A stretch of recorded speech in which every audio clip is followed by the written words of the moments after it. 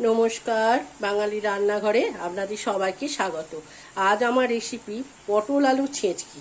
পটল আলু ছেঁচকি করার জন্য এখানে দিয়েছি কড়াইয়ে তেল, আর নিচে 4টে শুকনো লঙ্কা ছোট ছোট কেটে দিয়েছি, আর দেব 5 ফোড়ন। 5 ফোড়ন বেশ খানিকটা লাগবে, এটা ফ্লেভারটা খুব ভালো লাগে।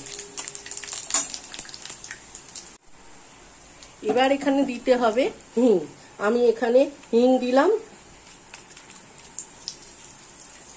হিং দেওয়ার পর আমি এখানে এই যে কেটে রেখেছি আলু আর পটল এরকম সরু সরু করে, আর আলুগুলোকেও এরকম সরু সরু করে কেটে রেখেছি, এগুলো আমি এখন এর মধ্যে দিয়ে দেবো।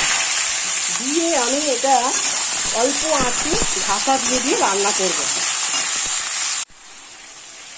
আমি এই 5 মিনিট মতন আমি একটু নাড়াচাড়া করে নিয়েছিলাম পটল আর আপনার আলু। এবার আমি এখানে যেটা দেব সেটা হচ্ছে একটু হলুদ, সামান্য একটু চিনি আর পরিমাণ মতো লবণ। এগুলো দিয়ে আমি এটা আরেকটু নাড়াচাড়া করব। আর এটা সম্পূর্ণ আপনার ভাপে রান্না হবে, একটু জল পড়বে না। একবার রান্না করে রেসিপিটি খেয়ে দেখবেন, লুচি বা রুটি বা পরোটার সাথে অসাধারণ লাগে। আর এখানে যেটা দেব একটা বড় সাইজের টমেটো। বড় সাইজের টমেটোটা দিয়ে দিলাম।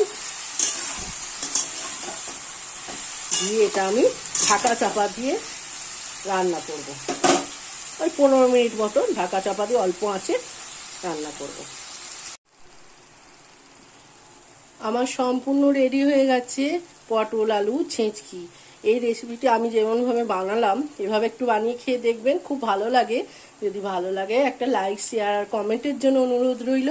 আর চ্যানেলটা সাবস্ক্রাইব করবেন যাতে নতুন নতুন রেসিপিগুলো আপনাদের কাছে পৌঁছাতে পারে।